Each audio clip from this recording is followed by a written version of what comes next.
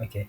So, so what then we are going to look at is um, so what is Newtonian gravitation? So Newtonian gravitation is, you may want to remember that there is gravity. Like everything that we do in the world, we are always going to get a certain amount of what? A certain amount of gravity. So, but then what is important to take note of is, how does gravity happen? Okay, like how exactly does gravity happen? So the first thing, that let's say if you've got two particles, like let's look at those two particles here. So if you have those particles on our far right, like we have here, right, on those our far right, so those two particles that you're having, they are going to be interacting. Okay, so you look at that m1 and the m2, there's going to be some level of interaction that's going to be happening between them. And so what was found was that even though they couldn't understand what exactly was causing gravity, then they thought, wait, if we've got two particular particles, there is some force between them that is attracting them. And what this force is the product of the masses over the square of the what? Of their radius, and then with a constant g. So it is from there that they then realize, and of course this was from a number of vigorous experiments, but we don't have to know the experiments, but we just have to appreciate what they came to understand. So then this, so that's the formula there that they came about. Okay, so you can see the formula there. So it's just basically the mass, or rather the product of the mass of the particles over the square of the radius, multiplied by the what? Multiplied by the constant g, which was called the constant of universal gravitation. And one thing that you have to understand about gravity is that gravity is always going to be attractive. Okay, so there's no way you can have gravity that is what's this. There's no way you can have gravity that is repulsive. Then that's not gravity.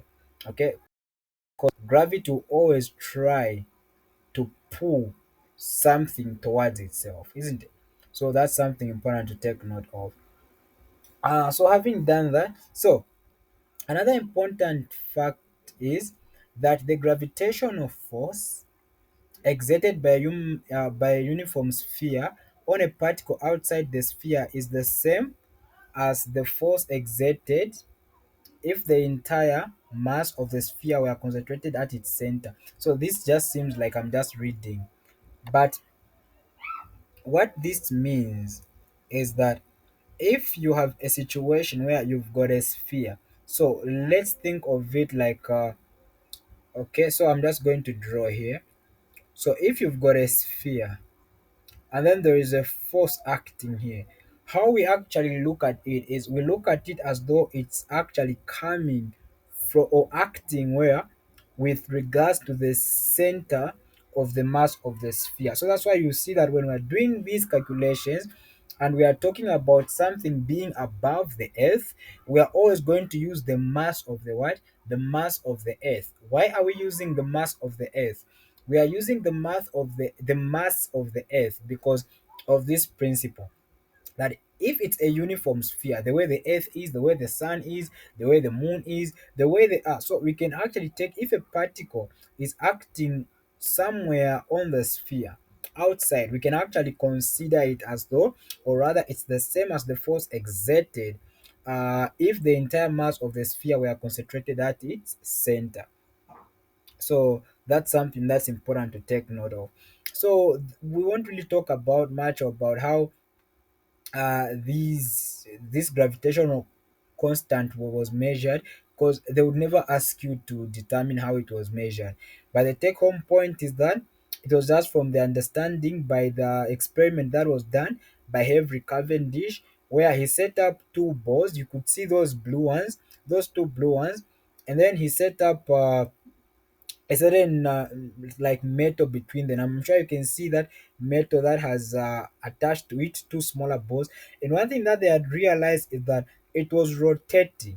Okay, like it seemed to be rotating. So then they thought to say what's causing this to be rotating is because there is some force that is actually occurring. There is actually some force that is actually occurring that's actually causing what? That's actually causing this movement. So that's pretty much what's important about it. So before we can look at the big things, by the big things I mean before we can look at the nitty gritties and how we can be able to relate these particular things to planets and the moons. This particular question is very, very important because it's going to enlighten you about just basically what we are talking about. So the example reads three 0.3 kg billiard balls are placed on a table at the corners of a right triangle as shown from overhead. So we are looking at it from the top. Find the net gravitational force on the cube ball. So the cube ball is the one designated M1, or in case you can't see properly, that's the white one. Okay. Then so find the net gravitational force on the ball designated as M1 resulting from the forces exerted by the two balls. So we've got the yellow ball there on top and the purple one on the right. So if these two, if this ball moves and strikes this, what exactly are you going to get? What will be the net gravitational force? Then the B is find the component of the gravitational force of M2 on M3. So that's something that's important to take note of. So really that's what we are looking at, and that's what we'll be answering. So this is really, really more or less foundational, so that we can just be able to appreciate what this particular formula is about, and then we'll be able to look at a pretty much more practical question. So this one will just be a matter of plugging in values and everything. So the first one we are looking at the net gravitational force on the cube ball. So what you are then going to look at, you are trying to find the force that is from the second ball, or rather from the second ball to the first ball. Okay, so from the second ball to the first ball, and then you're also going to find from the second ball to the what? From the second ball to the sorry, from the first ball to the third ball. Then you would have calculated that, because one thing that we want is we want to calculate the first force, which is going to be the force of the M1 on the M2 and the M1 on the M3. So that's just basically what we are going to be doing, and then we add them. So sounds really, really pretty much straightforward, but yeah, that's about it. That's really, really about it. So they're saying the net force. That means that we have to take note of the we have to take note of the fact that what we are having here, it's actually a vector. Force is a vector, right? So we always want to bring it out in a perspective that makes those things clear. So we've done the introduction. Let's now get to the solving.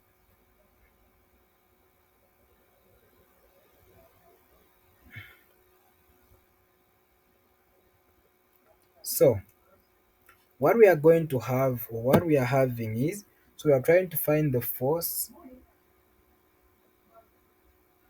The the the formula is that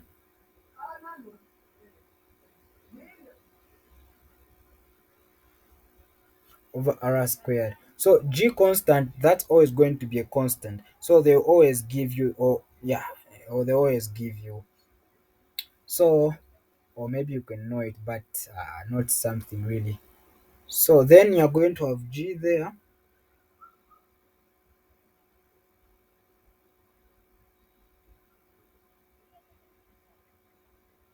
Because of the sake of time, okay, anyway, let me put the units.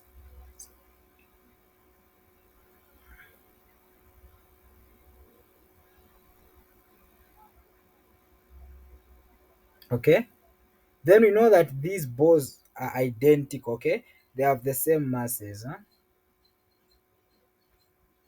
So if you want, you can square the masses, but Let's just write as they are.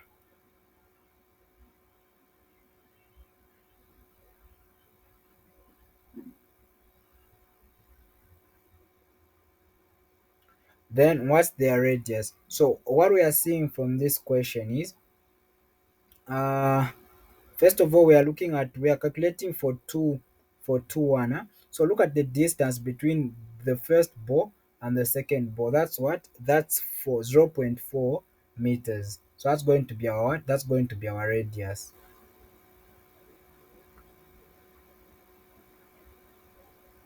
Of course, that's meters. So when you find our value, we're going to get.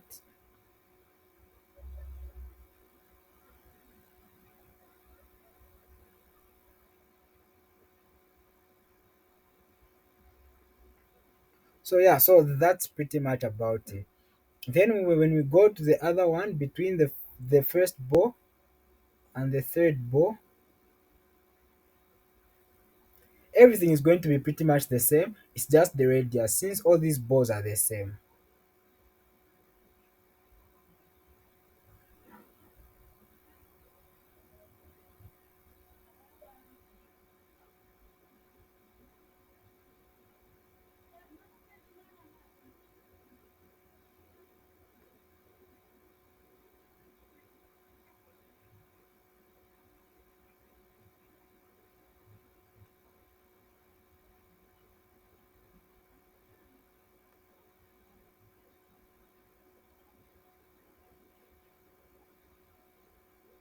So again, the radius, let's check the radius.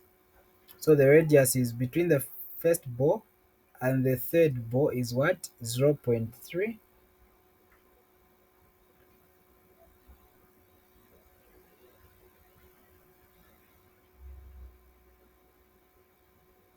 So that gives our answer to be, let me write it properly,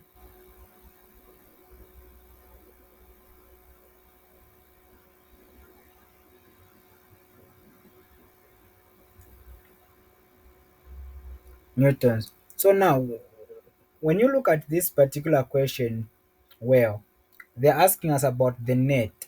And when you look at what this question is giving us, the net, so you can think of it like what we've found for the force that we are finding between this ball and this ball. You can think of it as the y component or the vertical component. Then the one that we were finding for, so this one was for 2 1, and then the one that we are finding for 3 1, you can think of it as the what? As the horizontal component. Okay, so you're going to have that and you're going to have that. So when you put them together, we know what vectors tells us. Vectors are going to get our resultant. So that was what? That was the net force that they're asking us for. So what do you have to do? So we know that the 1 2 1 is our vertical force. The 3 1 is our horizontal force. So what we then do is, let's use red so that we can red so that we can, so what you do is,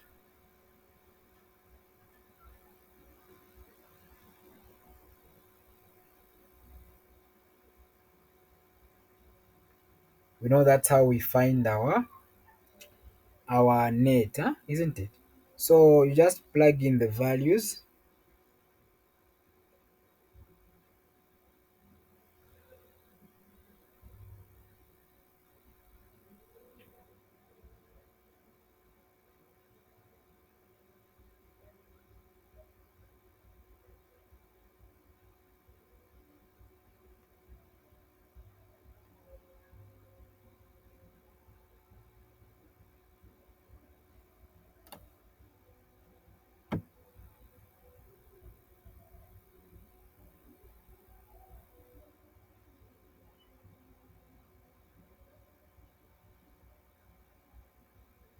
Okay, so that's the force that you're at. So that's the net force that you are going to get. Now we know that this is a what? This is a vector. So if it's a vector, what do you have to put on? Or rather, not what you have to put on, but what you have to add on to this. You have to add a what? A direction as well. Okay, we know that for a vector, you always have to put a what? Always have to put a direction. So we've got the magnitude, and then we now have to put a dot, the direction. So like, how do you do it? So you look at what you've got. Remember the way we're doing it on vectors. Our the one which is acting as our x value. It's the or as our horizontal. It's 3 1. So 3 1 is what? Is the answer positive or negative? Can someone respond? So that was what? That was positive. So you draw that. Then, okay, thank you. It's positive, right? Then, for our vertical answer, was it positive or negative? It was positive, right?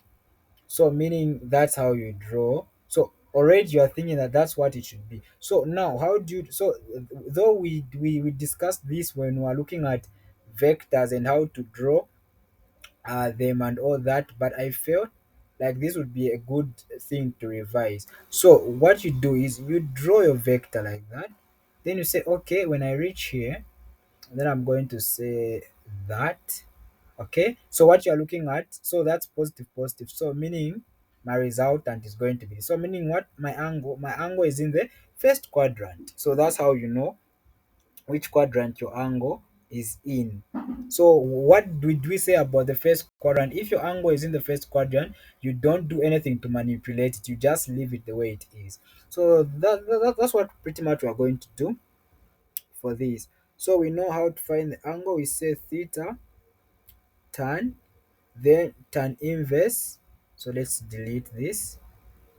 Okay, just for it to look neater. So we get tan inverse, then we get the vertical over the what? Over the horizontal figures, for which in this case we are going to have, this is tan.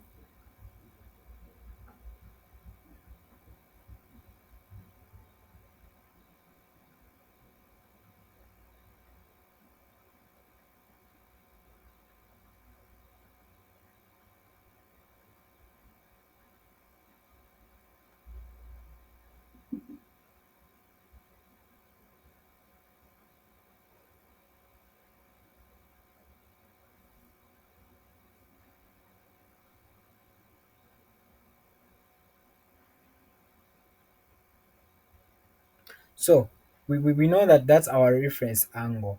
Now, do we have to do anything to our reference angle? No, we don't have to do anything to our reference angle, because it's in the first what? In the first quadrant. But if it wasn't in the first quadrant, then we would have done something to it. So that's pretty much about that example. So the other one is going to be pretty much the same. So, but in the interest of time, I would suggest that we looked at another example, since the other one is really in the same line. Or maybe you prefer that we look at the the B question as well. You can let me know, but the concepts are the same. Hello, people, let's respond. Time is not with us.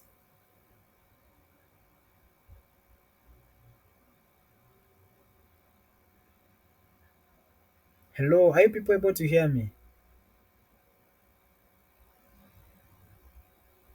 People, are you able to hear me?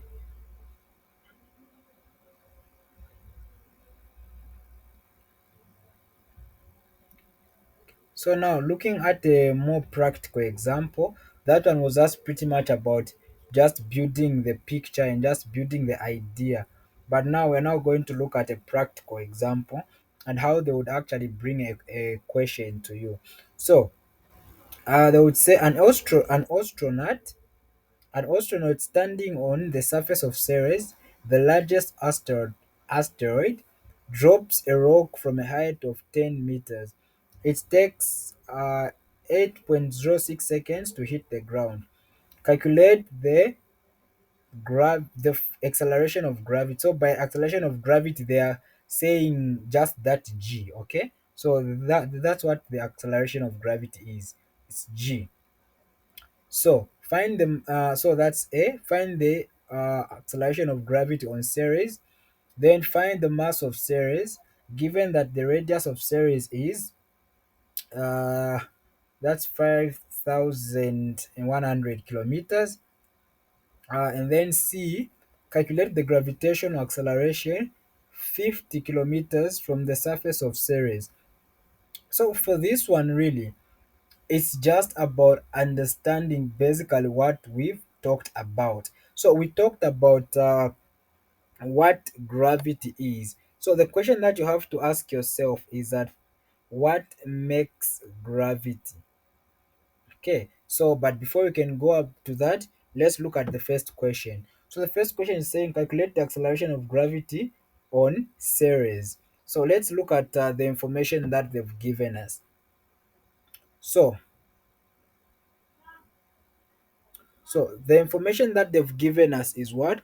The first information that they've given us that he's dropping the height. So what we can look at this is back taking us back to kinematics. That if you dropped, so if let's say the person was here and then dropped it, so meaning that it's what? It's 10 meters.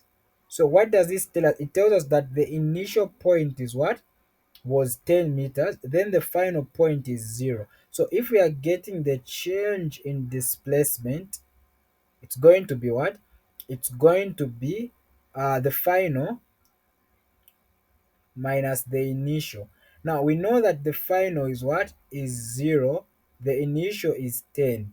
So that's why the change in displacement is going negative 10 meters. I hope everyone is clear. We discussed this, but I just thought it's worth reminding one another about. So then having done that, so we know why our displacement is going to be negative 10. Now let's now look at solving the g, because we can find the acceleration of gravity on Ceres using the equation change in displacement is equal to initial velocity plus acceleration squared. Okay, so now there we have it, right? Now one thing that we know, okay, anyway, let's just skip it. So for now, we know that what was the initial velocity of this stone?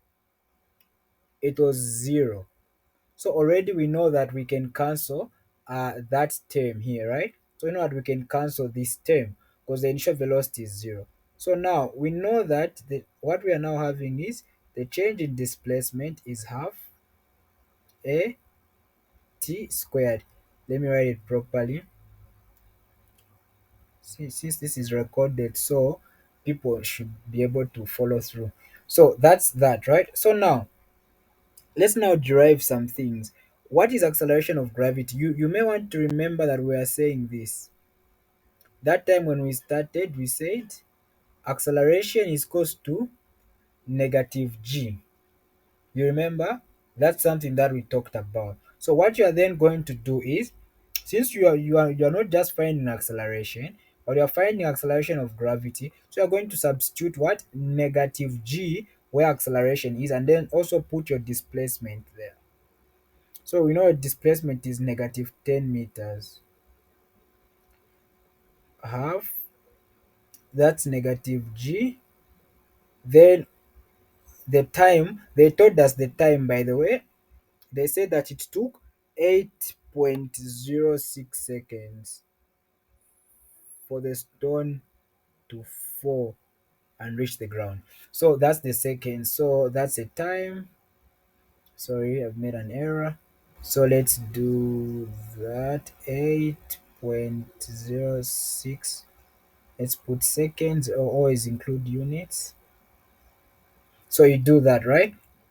So meaning that, of course, by this you see that the negatives are going to cancel. So when you do the computation,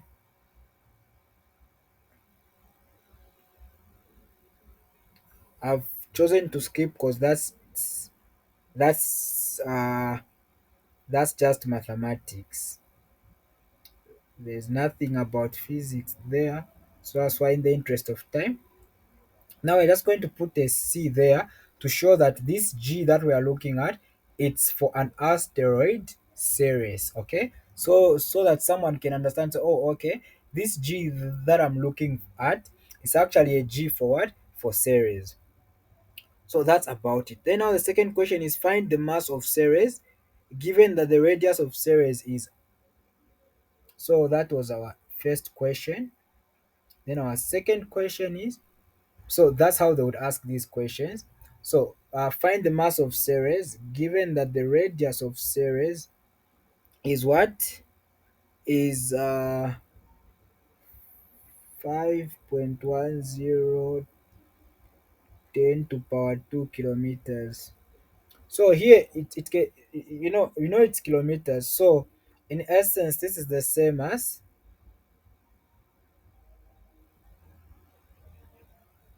So that kilometers means three zeros. So you add the three zeros to the two, you've got five. So it's the same as that. Huh? So don't make a mistake there. So having done that now, what do you know then about the weight? So how do you know that gravity is what gives something weight, isn't it? So it's the weight of something is equal to the force of gravity on the rock. Let me repeat that. So the way you think of it is that gravity is the gravitational force. Okay, this rock has got a gravitational force that's acting in on it. Okay, so what you're going to do is, because you know that it's this gravity that's going to produce this weight, so let me equate this weight to the gravity, the same way that we were equating whatever was causing or was causing the centripetal force. Remember, the centripetal force is not a force. The centripetal force is just a type of a force. Okay, so sorry, it's not a type. It's just yeah, it's a type of force, but it's not a force in itself. So meaning that friction can cause centripetal force. The normal can cause a centripetal force. The weight can cause a centripetal force. So it's not a force in itself. It's just a type of a force. So the same thing for here, right? Gravity. The weight is as a result of what? Of the gravity of the gravity. So what we do here is that we equate the weight of the rock to the what? To the gravitational force acting on the rock, because we know that that weight is as a result of the gravitational force. I hope that makes sense, because that gravitational force that is acting on the rock, that is the same as the weight that you are getting when you multiply by mass times g. The force that you are getting is the same. This F G, like when we say force G M, so that's M1, M2, and R squared. This is the same as what? As the weight, because the weight is simply the force of gravity acting on an object, and this force is what? Is the force of gravity. So I hope everyone has understood why we are actually equating these two things. So what you're going to get is, you get the weight, or sorry, the mass of this particular thing multiplied by the g of series, so that gives you the weight. But we know this weight is the same as the force of gravity on this. So we're going to see g. Okay, so we've done that. Then we're going to have the mass of Ceres. The mass of Ceres, we can put it as a capital M, so we can separate between the rock and the planet. So you've got that, and then you've got the M for the rock, because remember it has got M1 and M2. Then now the radius of Ceres, they've given us the radius of Ceres, which will put as RC in this case. So to make our work easy as always, we cancel the weights. Okay, so what we do is we cancel, oh sorry, not the weight, we cancel the mass of the of this, what's this, of uh of the rock, so that we can reduce our equation. So what are we trying to solve? We're trying to solve for the weight, for the mass of the planet, or the mass of Ceres. Okay, so what then we do is we just make that MC the subject of what? The subject of the formula. So what we are going to do is we get that, you cross multiply,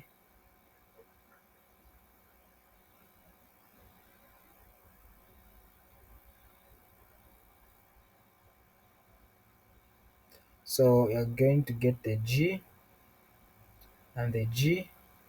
So I would like someone just to help me with a calculator here. So we found our G to be,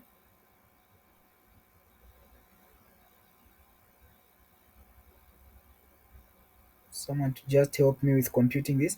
Then we also had our radius. Oh, sorry, mm, the radius is squared.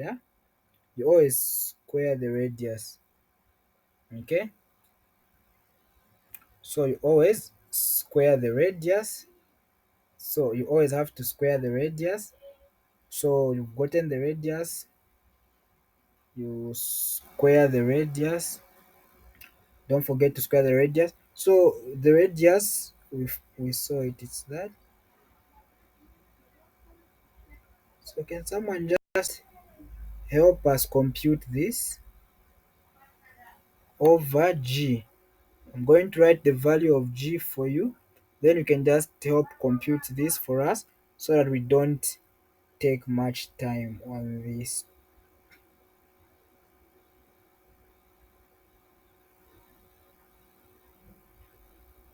I hope someone is computing this.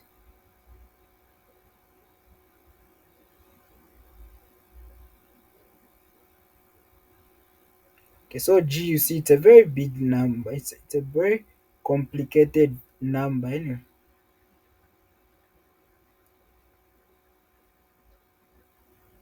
Okay, so that's our G.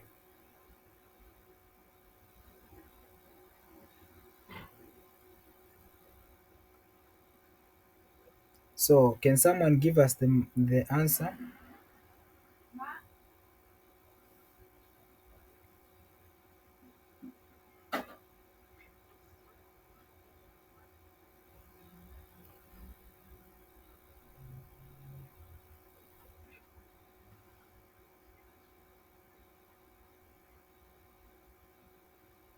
It's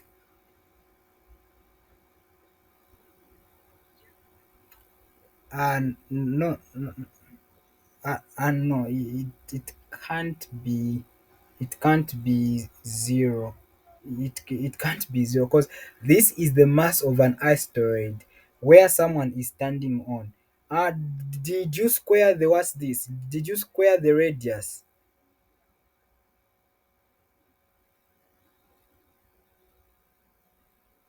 And then also, did you take note that the number down, it's actually raised to power negative 11?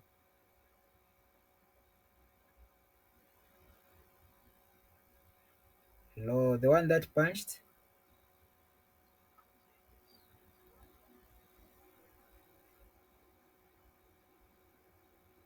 Yes.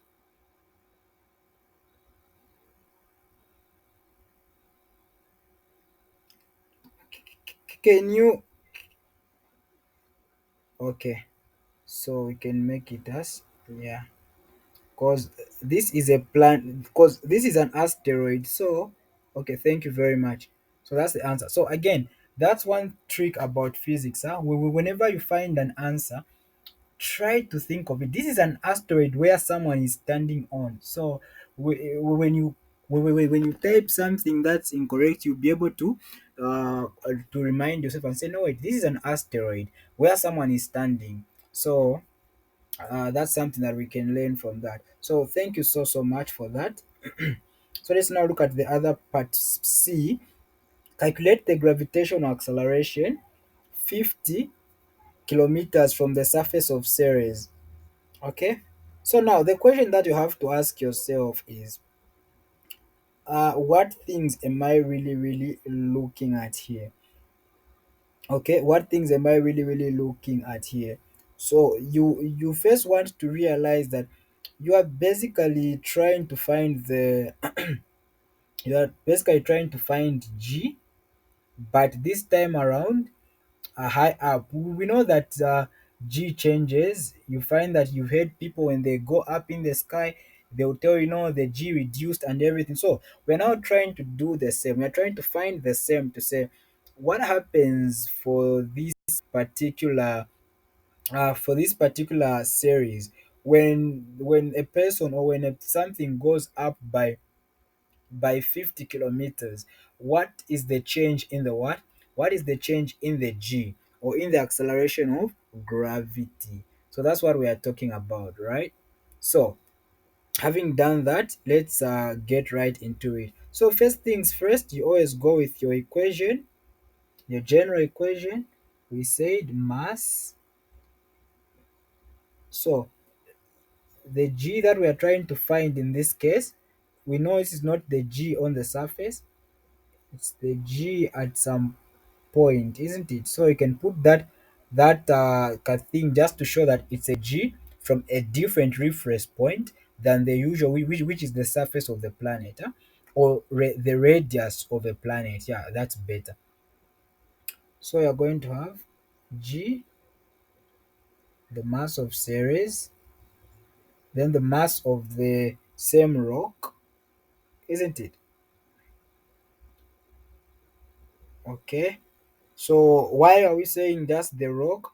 Because remember, even though they're saying calculate the gravitational acceleration of 50, or rather at a height of 50 kilometers, this is important. This equation in its own right is important because it's what we can correlate the the force of gravity to something. Okay, so like the earlier question, the mass always cancels. Okay, so we are trying now in this question we are solving for this. So in this question, what's going to change? The only thing that is changing from the earlier question is just the radius. Okay, the radius is what's going to change. So pretty much everything, we write this large number, which is our G. So I'm just going to ask someone to compute this. But so let's now change our radius. So remember that the radius that we had earlier on was 5 point that, and it was kilometers. Then now we are now going, we've now gone up by 50 kilometers. So add this to this, that's what? 5.6 times 10 to power 2 kilometers, which making it to meters is going to be what? When we take it to meters, that's going to be 5.6. Then that kilometers is 3. So you just add the 3 to the 2.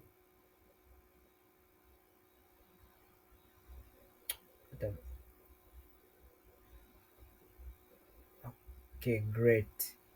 Then we write our G, our big number G. Anyway, it's actually a small number anyway, since it's raised to power negative 11. So can someone compute this for us? Let me just write these things. Then you can just help us with with the answer. At least that way we can move quicker.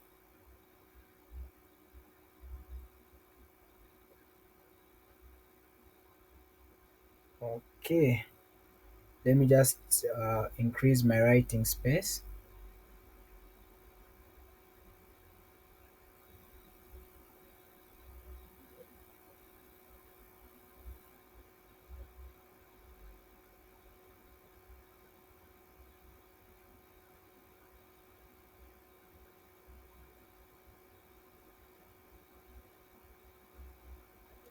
Okay, then the mass of Ceres, we found it to be. Okay, can someone please help us compute this? Okay, so then when we find this answer, That's going to be the g, or the acceleration of gravity, 50 kilometers above the what, above the surface of what, above the surface of Ceres. So you just, since you are going above, so you just simply add that altitude to the radius of that particular planet or that object which you are looking at. So someone give us an answer.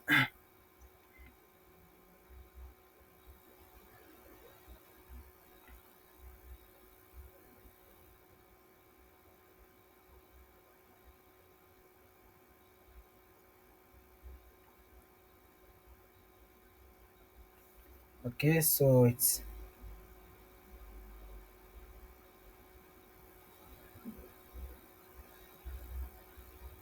so you've seen that it's actually lower than the first one that we found. Because the first one was what?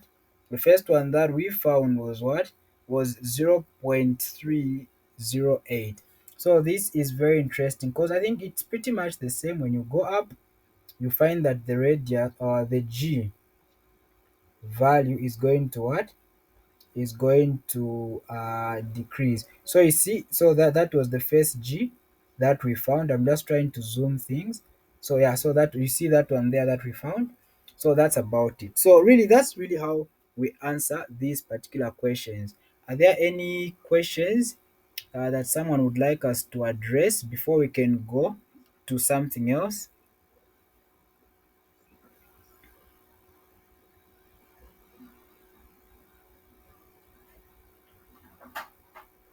Okay, so let's talk about another.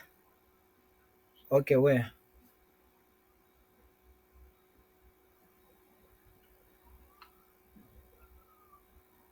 Hello, where?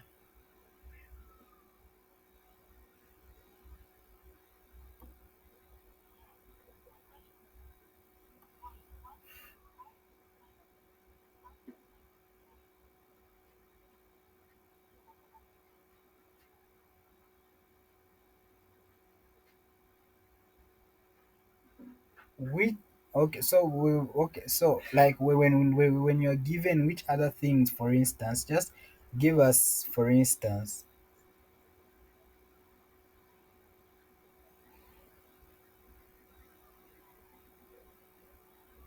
Because huh?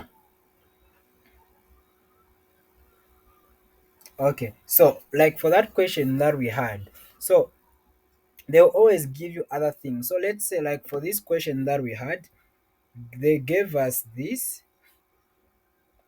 They then what else? They gave us the initial velocity because they told us that this thing was at rest. So if that was zero, then what else? So from this we were able to what? To find our time. So if they want you to find the time, okay, if, or rather let's say if they want you to find the time, they always have to give you something. Let's say for this particular question, oh yeah, and then they gave us the time. Yeah, they also gave us the time. So if they didn't give us the time, then they could have given us the acceleration, or they could have given us the g. Then we could have known that acceleration is what? Is equal to negative g. So the key thing is, what is important is to know really the conversion. Sometimes they may not give you something that clear cut. What they would want you to use maybe is to use a number of equations. Maybe they may want you to use this equation.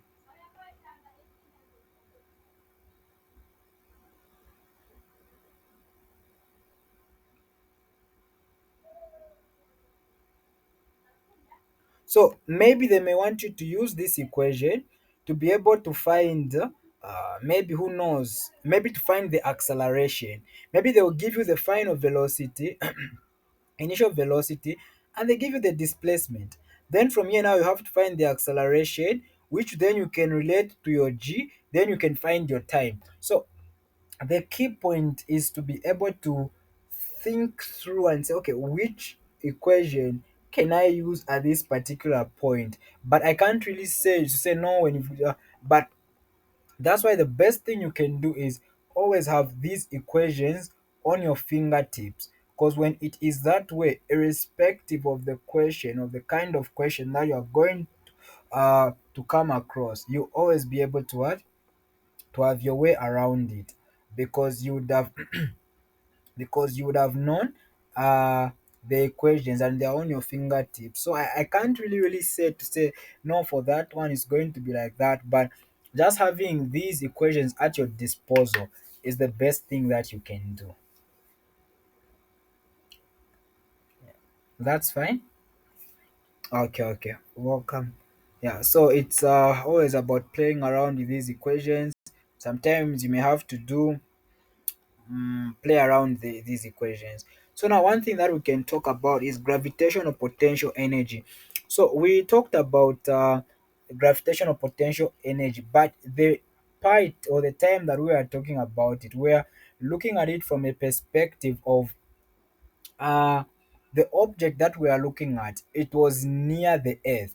But there are certain times when, let's say we are talking about a satellite, when something like a satellite which is away from the earth, very far away from the earth, we use a certain kind of potential energy, which is this one. So let me do that. So I know this may look a little bit different from what we were looking at. So let me just project with what we are looking at. But I want to just explain something. So with regards to this equation, the key thing to look at is this is the gravitational potential unit associated with an object at a distance r from the center of the earth. So this one is when you are looking at an object that is really far from earth.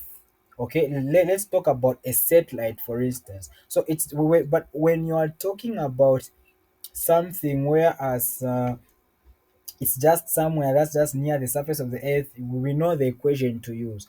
But at this particular point, so how you think of this is, let's look at here. First of all, why is this negative? It's negative because the potential energy increases towards zero as R increases. So what does it tell you? What it tells you is that because this gravitational potential energy, you can see that it has got the G constant in it, right? That G value. So it tells you that it, to some extent, it is based on what? On the interaction between that object and Earth. And so if this object goes this aura increases. By increases, maybe this object goes maybe very far away from the earth, then we could say that it's what? It has reached its infinity. So it's like infinity. So the potential energy of this particular object is going to be what? Is going to be zero. Okay, why is it zero? It's because it's now gone toward infinity. Let's think of this equation. If this aura gets big and big, goes to billions and trillions and what, this potential energy will be getting less and less, and it will be getting closer to zero. Okay, so what then this causes is that, so whenever we are looking at potential energy, we are looking at it at a negative, because the more the r increases, the closer we get to zero. Okay, so that's really the idea about it. So because if this object goes very far, then it won't have any potential energy really. It will be quite almost zero, close to zero. Okay. Yeah, so that's something that is very important to take note of. Okay, then the other key points that we have to understand is that gravitational potential energy associated with an object is nothing more than the negative of the work done by the force of gravity in moving the object. So you remember we talked about how the work done by a force. So gravitational potential energy is is equal to negative work done by gravity. So this formula is very, very important. So we are simply saying potential energy is negative the work done by gravity. So that's why you just say the work done by gravity is equal to negative potential energy. So this is very, very important. This is a very, very important relation which these notes here are trying to explain. Then, if an object falls under the force of gravity at a great distance, the change in gravitational potential energy is negative. We've talked about that, which corresponds to a positive amount of gravitational work done on the system. So what this is now saying is, if this is the relation that we have between work done by gravity and potential, it means that when something, okay, when something is falling under the force of gravity from a great distance, effectively infinity, the gravitational potential energy is going to be what is negative. Okay, this is going to be negative. Now, if this is negative, what does this tell us? It means when you have the work done by gravity, which is already has a negative, then your potential energy is negative. It means that the work done by gravity is going to be what? Positive. So this is a very, very important formula that you have to be able to know and understand, because as you will see from the example that follows, it's going to be very, very critical. Okay, then the positive work is also equal to the positive change in kinetic energy. So what this is saying is that the work that we are going to find, remember we used to say that work done by gravity, when there is conservation, it's equal to the change in kinetic energy.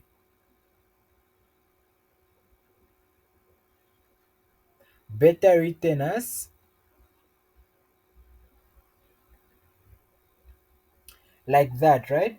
That's why we would then write and say, that's why if we change and put potential energy here, you may remember that we used to write it like that. And when conservation of energy takes place, when there are no frictions, that's why we'll be having equations like that. I'm sure you might recall. So why I'm bringing this is because you will see from the example that follows that these are very, very fundamental things, for you to understand or for us to understand as we look at this question. So having done that, we can now look at the example. An asteroid with mass, okay, that's a huge mass, uh, 1 to power no to 10 power 9 kg comes from deep space. So that's effectively infinity, okay? And that's what we've been talking about. It's a distance that is very, very far, okay? And falls toward Earth. Find the change in potential energy when it reaches a point. So that's now our radius, isn't it? When it reaches that point from the center of Earth, just beyond the orbital radius of the moon. In addition, so now, in addition, find the work done by the force of gravity. So that's why you have to know that relationship that I'm just from talking about the work done by gravity and how you relate it to change in potential energy. I've talked about it. Then B, calculate the asteroid's speed at that point, assuming that it was initially at rest when it was arbitrarily far away. So that's just that relation that I talked about the change in potential energy or about the work done by gravity, relating it to the kinetic energy. Then you find your answer. So you see, when you don't memorize these things, you will realize that you won't have to memorize a lot for you to be able to grasp these things. Because the killer thing is wanting to memorize a lot of things. But when you see how we've understood this, you can then solve this question right away just from what we've already talked about. Then see how much work would have to be done on the asteroid by some other agent, so the asteroid will be traveling at only half the speed found in B at the same point. So, what is an external force? They're just saying now we have introduced friction. because friction is an external force. An object can't provide friction from within. Friction is something that is always what? That always comes from the outside.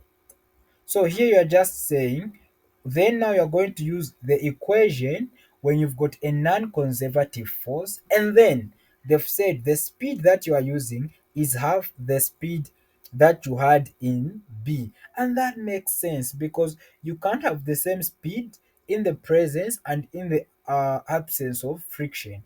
When there is friction, the the yeah, so when there is friction, your speed is going to be lower because there's an external force that is affecting what is happening there. So that's how we are going to answer this question using conservation of energy, gravitational potential energy when something is very far away from Earth, such as an asteroid, a satellite, but has everyone understood the concept? Because I just don't want us to solve.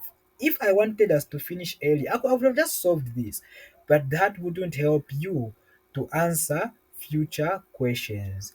So, has everybody understood the fundamentals of how we handle this topic?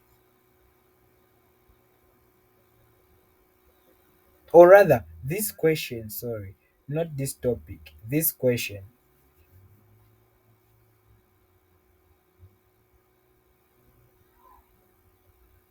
Okay, people are not answering. Maybe perhaps they will answer some other time. So, really, so that's really about it.